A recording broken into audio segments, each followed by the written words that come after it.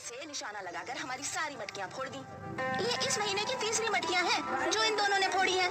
देख रही हो ना भाग्यवान, पूरा गांव तुम्हारे इन दोनों सपूतों से परेशान है। कभी किसी की मटकी फोड़ देते हैं तो कभी किसी का सामान लेकर भाग जाते हैं। अब बच्चे तो शरारत करेंगे ही ना। तुम्हारी इन्हीं बातों की वजह से दिन ब दिन बिगड़ते जा रहे हैं दोनों। आज तो तुम दोनों को अच्छे से सजा मिलेगी। गिरधारी ने दोनों को मारने के लिए छड़ी उठा ली। मुर्गा बनो, और अगर शाम होने से पहले तुम दोनों हिले तो देख रहे हो ना ये बेत की छड़ी। मुर्गा बनो जल्दी। गिरधारी ने छड़ी जमीन पर पटकी और छड़ी की आवाज सुनकर दोनों डर गए और मुर्गा बन गए। लगभग 1 घंटे तक बच्चे मुर्गा बने रहे और गिरधारी वहीं बैठा रहा। पिताजी हमें माफ कर दीजिए, हम वापस ऐसी गलती नहीं करेंगे पिताजी। अजी 1 घंटा हो गया है, अब माफ भी कर दीजिए इन्हें। आइंदा तुम दोनों ने कोई शरारत की तो तुम्हें सजा नहीं दूंगा बल्कि घर से बाहर निकाल दूंगा, समझे? जी। दोनों बच्चों का पूरा बदन दर्द कर रहा था। छाया अपने लाडलों को भीतर ले गई और यहाँ गिरधारी परेशान था। ना जाने कब इन दोनों में समझ आएगी। इनकी शरारतों की वजह से मैं गांव में कहीं जा भी नहीं सकता। अगले दिन मयंक और पीयूष रोज की तरह स्कूल के लिए निकल गए। रास्ते में उन्हें बूढ़ा फकीर दिखा। क्या बाबा, आज भी आप यहाँ? ओ, जब तक मुझे आदेश नहीं देता मैं यहाँ से जा नहीं सकता बेटा। बूढ़ा फकीर ऊपर इशारा कर रहा था। ऊपर कौन है? कोई सैटेलाइट है क्या या कोई विमान? वो ऊपर वाला जिसकी हम सब कठपुतली हैं। आप क्या बोल रहे हो? ये सब हमारे पल्ले ही नहीं पड़ता। खैर ये बताइए, आपको भूख लगी है क्या? हाँ लगी है बेटा। तो ये लीजिए हम दोनों का टिफिन। तुम दोनों रोज मुझे अपना खाना दे देते हो तो स्कूल में तुम लोग क्या खाओगे? अरे बाबा हमारे पास पैसे हैं ना, हम कैंटीन का खाना खा लेंगे। वैसे भी हमें माँ की सब्जी रोटी अच्छी नहीं लगती, स्वाद ही नहीं होता है। भले ही स्वाद ना हो पर प्रेम तो है। आप खाइए ना, हमें देर हो रही है। फकीर बाबा को अपना खाना देकर दोनों बच्चे स्कूल चले गए। अगले दिन छुट्टी का दिन था और बच्चे गिरधारी के पीछे लगे थे।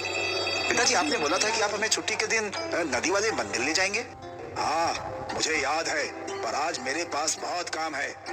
एक काम करते हैं, अगले हफ्ते जाएंगे। आप हमेशा ऐसा ही करते हैं, आप हमेशा झूठे वादे करते हैं।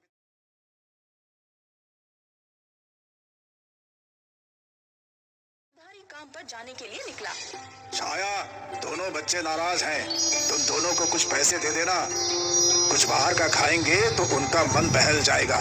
मैं शाम में जल्दी आने की कोशिश करूंगा, फिर बाजार चलते हैं सब, ठीक है? बोला है, तब तक तुम दोनों कुछ बाहर खा लो और खेल आओ। बच्चों ने झट से छाया के हाथ से पैसे लिए और दरवाजे से बाहर दौड़ पड़े। वो दोनों गांव वालों के पास गए और अपना मनपसंद गोला खाने लगे। अब हम पूरा दिन क्या करेंगे? मैं तो सोच रहा हूँ कि हम अकेले ही नदी वाले मंदिर जाकर आते हैं। पर कैसे?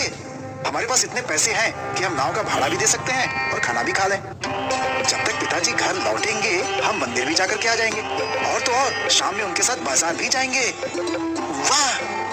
दोनों बच्चे नदी के तट के पास पहुँचे। बूढ़े फकीर ने उन्हें नदी के पास जाते हुए देख लिया। दोनों ने नाव वाले को पैसे दिए और नाव से नदी पार कर ली। नदी के बीचों बीच एक द्वीप था जिसमें एक बहुत ही सुंदर मंदिर था। बच्चे इस द्वीप पर उतरे और खेलते खेलते मंदिर तक जा पहुँचे। ये मंदिर कितना अच्छा है ना, और यहाँ के अमरूद भी, वो देखो। दोनों पत्थरों से अमरूद तोड़ रहे थे। उन्हें वक्त का अंदाजा ही नहीं था।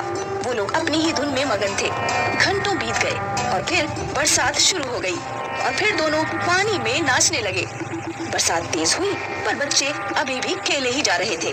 काफी समय बाद मयंक का ध्यान आसपास गया। यहाँ कोई नहीं है क्या? लगता है सब लोग जा चुके हैं।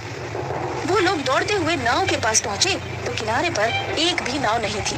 भारी बरसात के कारण बड़ी बड़ी लहरें उमड़ रही थी। लगता है फंस गए। यहाँ गांव में गिरधारी और उसकी पत्नी अपने दोनों बच्चों को ढूंढ रहे थे। बेटा, मयंक और पीयूष को कहीं देखा क्या? नहीं काका। छाया परेशान थी, वो रोने लगी। वो दोनों रोते रोते नदी के तट के पास पहुँचे। भाई, तुमने मेरे दोनों बेटों को कहीं देखा क्या? नहीं भाई, मैंने देखा है। वो दोनों दोनों नाव से उस पार गए थे। क्या? अरे भाई, मैं तुम्हें 10 गुना पैसे दूंगा, मेरे बच्चों को वापस लाने में मेरी मदद कर दो। नदी में उफान आया है भाई, इतनी बड़ी लहरों के सामने कोई नाव टिक नहीं सकती, और मैं पागल नहीं हूँ जो तुम्हारे बेटों को बचाने के लिए अपनी जान जोखिम में डालूं। हे भगवान, अब मैं क्या करूं? मैं उन दोनों को सही सलामत ले आऊंगा। पर आपके पास तो नाव भी नहीं है। वो ऊपर वाला है ना। फकीर ने बगल में देखा तो एक छपरे के नीचे एक पानी पूरी वाले का ठेला था। फकीर उसके पास गया। भाई, एक पूरी मिलेगी, ये लो। वो पूरी फकीर ने ले ली और उसे नदी के पानी में रख दिया और कुछ पढ़ने लगा। और फिर पल भर में उस पानी पूरी का आकार बढ़ गया, छोटी सी पूरी बड़ी हो गई। फकीर उसमें बैठ गया और अपने डंडे को चप्पू बनाकर पानी पूरी वाली नाव चलाने लगा। लहरें बहुत ही बड़ी बड़ी थीं, पर फकीर की जादुई पानी पूरी की नाव उन सभी लहरों से टकराते हुए नदी पार कर गई। फकीर उस द्वीप पर पहुंचा तो बच्चे रो रहे थे। वो उन्हें अपनी पानी पूरी वाली नाव में बैठाकर वापस गांव की ओर मुड़ गया। यहाँ दोनों बच्चों को फकीर के साथ सही सलामत लौटते देख गिरधारी और गांव वाले खुश हो गए। पानी पूरी वाली नाव किनारे पहुंची और दोनों बच्चे अपनी माँ से लिपट गए। बाबा, आपका बहुत बहुत शुक्रिया। शुक्रिया तो तुम्हें उस ऊपर वाले को करना चाहिए। आज उसकी बदौलत मैं तुम्हारे बच्चों को बचा पाया। छाया फकीर के कदमों में गिर गई। हमारे लिए तो आप ही ऊपर वाले का रूप है। आपने मेरे दोनों बच्चों की जान बचाई है। और बूढ़ा फकीर चल पड़ा। बाबा, आप कहाँ जा रहे हैं? मेरा यहाँ का काम खत्म हुआ, मुझे अपना सफर जारी रखना होगा। पर आप जा कहाँ रहे हो? जहाँ ऊपर वाला ले जाए बेटा। बूढ़े फकीर ने अपनी पानी पूरी वाली नाव से मयंक और पीयूष की जान बचाई। ये उस फकीर की करामात थी या बच्चों की अच्छाई।